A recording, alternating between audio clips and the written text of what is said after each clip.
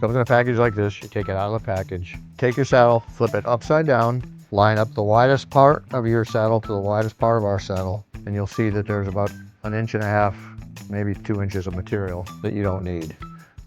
Mark that area visually. Maybe put a piece of tape on the top tube. That's where you want to put your seat. Put your seat on.